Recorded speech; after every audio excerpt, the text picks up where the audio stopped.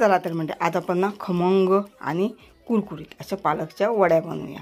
त्यासाठी मी एक पालकची जुडी स्वच्छ धुवून बारीक चिरून घेतली। त्यात घातलं 4 चमचे तांदळाचे पीठ, नंतर मिरची, आलं, लसूण आणि जिऱ्याचा ठेचा, अर्धी वाटी कोथिंबीर घातली, ओवा थोडासा क्रश करून घातला, लाल तिखट, हळद, गरम मसाला आणि चवीनुसार मीठ घातलं, थोडेसे सफेद तीळ घातले।